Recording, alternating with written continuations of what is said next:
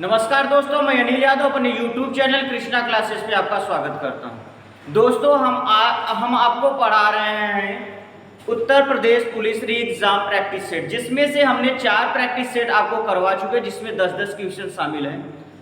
आज 5वां practice set लेकर आए हैं और आप लोग देखिए और बताइए कि कैसा लगा। अगर आप हमारे YouTube चैनल पर नए हैं तो आप चैनल को सब्सक्राइब कर लीजिए और बेल आइकन को प्रेस कर लीजिए। चलिए पहला क्वेश्चन देखते हैं।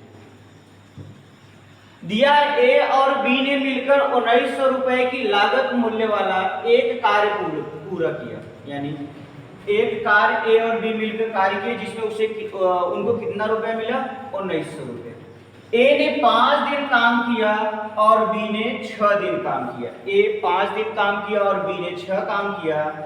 यदि ए और बी की दैनिक मजदूरी क्रमशः 4:3 के अनुपात में है तो ए को कितनी राशि प्राप्त होगी? ऑप्शन है 800 रुपए, 1000 रुपए, 1100 या फिर 900 रुपए। क्वेश्चन हमें दे दिया है, ए कह रहा है ए और बी बना लीजिए। कह रहा है ए कितने दिन में कर रहा है? 5 दिन में। और बी कितने दिन में कर रहा है? 6 दिन में कर रहा है। ठीक है। और इनकी दैनिक मजदूरी दिया है। दैनिक मजदूरी यानी इनका 4 दिया, इनका कितना दिया है? 3। अगर हम देखें तो अगर हम मान लीजिए कि ए 5 दिन तक काम किया और हम मान लें कि एक दिन का उसे 4 रुपया मिला। एक दिन का कितना मिला? 4 रुपए। तो अगर हम 5 दिन करें तो 4×5 20 रुपया मिलेगा ए को। और बी को हमसे कह रहा है कि कितना दिन, बी कितने दिन किया? 6 दिन किया और उसे एक दिन का 3 रुपया मिल रहा है, यानी 3। तो कितना हो जाएगा? 6×3 = 8। अगर इसको ऐसे ही या फिर इसका फ्रैक्शन अनुपात बना लीजिए। अगर हम काटेंगे तो 2 से काटेंगे, 2 दहा में 20 और 2 नवा 18, यानी 10 अनुपात कितना आया? 9। और 10 और 9 जोड़ेंगे 19। 19 का मान कितना हमें दे रखा है भैया?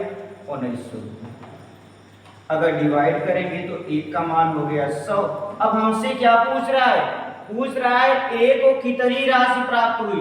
तो ए को राशि कितनी प्राप्त हो रही है? 10। यानी यहाँ पर अगर 0 बढ़ाएं, यहाँ पर 1000 हो गया। ऑप्शन नंबर बी हमारा क्या हो जाएगा? सही आंसर। चलिए अगला क्वेश्चन दिया है, पाइप ए, बी और सी किसी टंकी को क्रमशः 15, 30 और 40 घंटों में भर सकते हैं।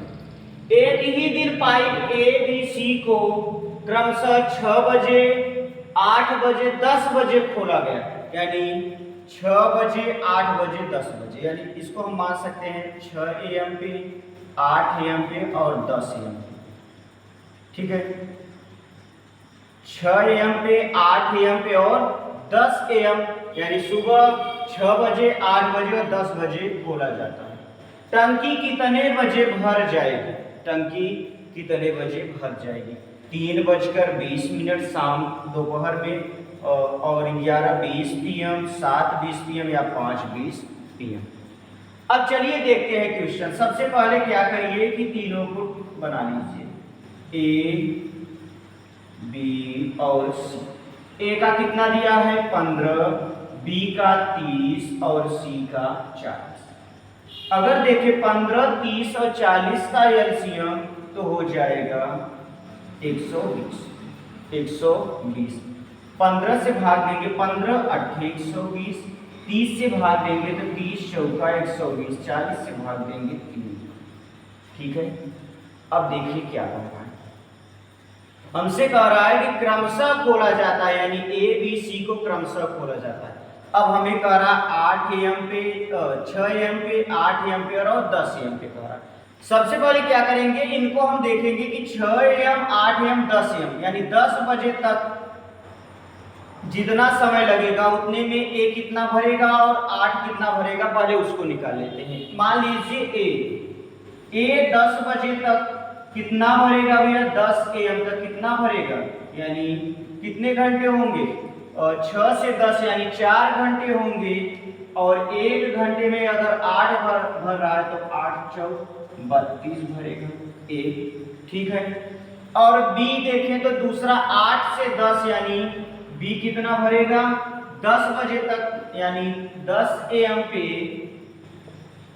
4 की स्पीड से भरेगा और कितना समय, 2 घंटे, 8 2 10 यानी 2 घंटे, 4 2 8 यानी अगर हम देखें तो 32 और 8 यानी 40।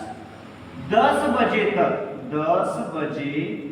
तक ए और बी मिलकर कितना भर लेंगे, 40 भर लेंगे। तो शेष जो बचेगा वो तीनों मिलकर भरेंगे। शेष जो बचेगा उसको कौन भरेगा, तीनों शेष। तो क्या करेंगे, 120 में से अगर हम 40 घटा देंगे तो कितना प्राप्त होगा, 80 प्राप्त होगा। अब 80 ये तीनों भरेंगे यानी 8 4 और 3 तीनों मिलकर भरेंगे, ए प्लस बी और प्लस सी। 80 बटे अगर हम भाग दें 8 4 12 12 दिन कितना हुआ, 15 हो गया। अगर इसको काटेंगे तो 5 से काट दीजिए, अभी 5 से ना काट के 15 से काट दीजिए। 15 बचे 75 यानी 5 सही 5 बटे 15 और पूरे कितना कर देंगे, क्योंकि 5 घंटे हो जाएंगे। 5 घंटे 15 चौका 60 यानी 5 चौके 20 यानी 5 घंटे 20 मिनट। 5 घंटे 20 मिनट बाद यानी ये लोग क्या करेंगे, एक साथ कर देंगे। अब हमसे कह रहा है कि कितने बजे, ये नहीं कहा कि कितने समय बाद, कितने बजे। और कितने बजे हम देखें कि अंतिम वाला कितना है, 10 बजे यानी 10 AM में हम क्या करेंगे, 5 घंटे और 5 घंटे 20 मिनट ऐड कर देंगे तो क्या हो जाएगा, इसमें जोड़िए तो ये 20 हो जाएगा और 10 में 2 जोड़ेंगे तो 12 यानी 12 बजेगा। उसके बाद 3 और यानी 12 3 बजेगा, 3:20 यानी ऑप्शन नंबर ए हमारा क्या हो जाएगा, सही हो जाएगा। चलिए अगला क्वेश्चन दिया है, साधारण ब्याज पर 8% प्रतिवर्ष की दर से निवेश की गई धनराशि का मूल्य 40% बढ़ाने में कितना समय लगेगा, यानी 40% तक पहुंचाने में कितना समय लगेगा। क्योंकि यह दिया है साधारण ब्याज से, और साधारण ब्याज में हमें पता है हर वर्ष का ब्याज क्या होता है, समान होता है। यानी 8% दिया हुआ है, 40 बनाने के लिए इसको कितना गुना होना पड़ेगा, 8 पंचे 40 यानी 5 गुना, यानी 5 वर्ष लगेगा। ऑप्शन नंबर बी हो जाएगा। अगला क्वेश्चन दिया है, एक निश्चित राशि 6 वर्षों में स्वयं की दोगुनी हो जाती है, वही राशि उसी ब्याज दर पर कितने वर्षों में स्वयं की 5 गुनी हो जाएगी। अब क्वेश्चन देखने के बाद हमें यह लग रहा है कि इसमें न तो साधारण ब्याज दिया है न चक्रवृद्धि ब्याज दिया है। अगर साधारण ब्याज और चक्रवृद्धि ब्याज न दिया गया है तो हमेशा उसको क्या मानते हैं, साधारण ब्याज मान के हल करते हैं। अगर आंसर आया ठीक, नहीं तो फिर उसको क्या मान लेंगे, चक्रवृद्धि ब्याज। अब देखिए कह रहा है 6 वर्षों में कितना हो जा रहा है, 6 वर्षों में कितना हो रहा है, 2 गुना यानी 2 माइनस 1 कर दीजिए, क्योंकि हमेशा -1 कर दीजिए और बराबर। और फिर कह रहा है वही राशि उसी ब्याज दर पर कितने वर्षों में, मान लीजिए x वर्षों में 5 गुना यानी 5 माइनस 1 कर दीजिए, इसमें से 1 कम कर दीजिए, इसमें से। आखिर ऐसा क्यों होता है, यही तो दिमाग में आ रहा होगा कि आखिर क्यों होता है, -1 क्यों किया जाता है। क्योंकि साधारण ब्याज में प्रत्येक वर्ष का ब्याज क्या होता है, समान होता है। तो 6 बटे अगर यहाँ पर लिखे 1 बराबर x बटे 4, फिर यह गुणा कराइए, x बराबर 6 चौके 24 यानी ऑप्शन नंबर ए हमारा क्या हो जाएगा, सही उत्तर होगा। चलिए अगला क्वेश्चन दिया है, 3200 रुपए का 10% प्रतिवर्ष चक्रवृद्धि ब्याज की दर से कितने समय में चक्रवृद्धि ब्याज 672 रुपए हो जाएगा। चक्रवृद्धि ब्याज कितना हो जाएगा, 672 रुपए। हमारा प्रिंसिपल कितना दिया है, 3200 और रेट कितना दिया है, 10%। एक काम कीजिए, यहाँ पर प्रिंसिपल लिख लीजिए, यहाँ पर लिख लीजिए अमाउंट। अमाउंट मतलब होता है प्रिंसिपल प्लस चक्रवृद्धि ब्याज, यानी हमारा मूलधन प्लस चक्रवृद्धि ब्याज।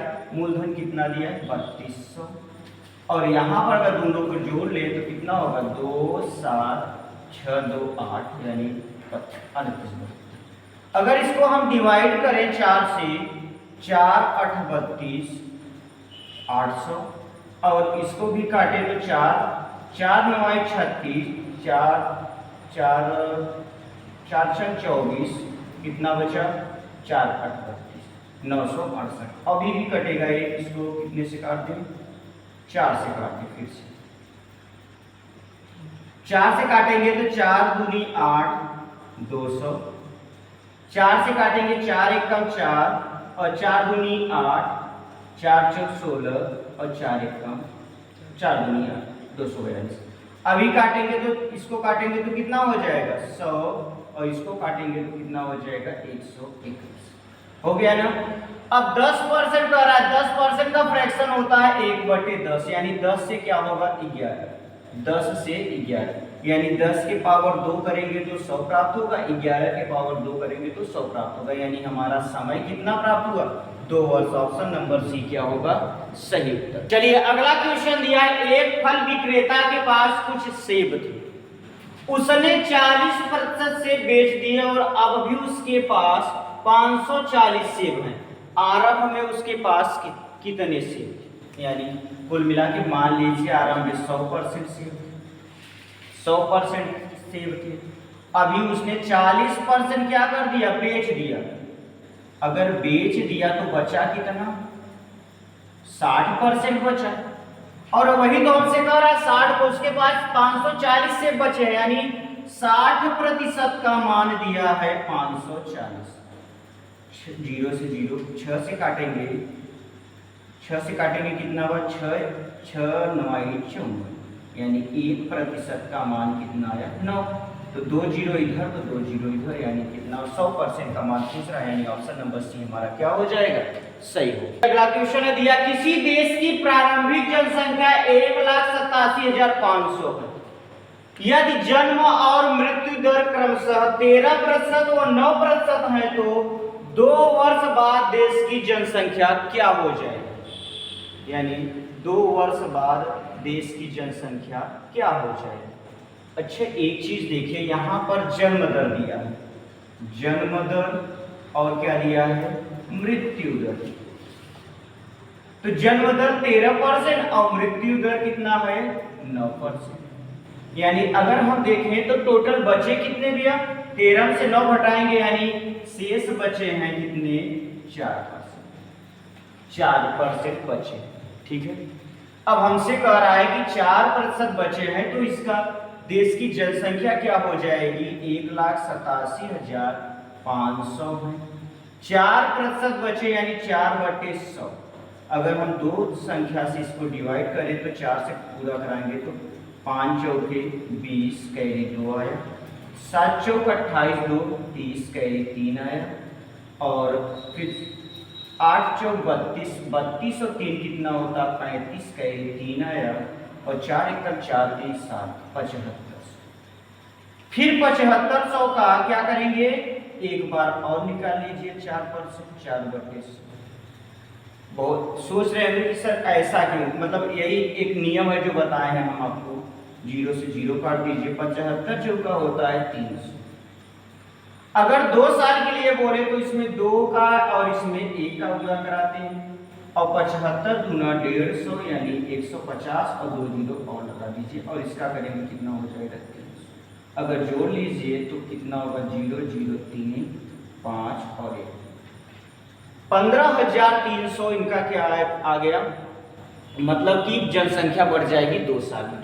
अब हमसे पूछ रहा कुल जनसंख्या, तो टोटल जनसंख्या कितना हो जाएगा, पहले कितना था 1,87,500, अब कितना हो बढ़ गया 15,300 बढ़ गया, यानी अगर हम जोड़े तो 0 0 5 3 8 8 7 5 12 8 1 9 और 1 10 और 1 1 2,28,000, यानी ऑप्शन नंबर बी हमारा क्या हो जाएगा सही उत्तर हो।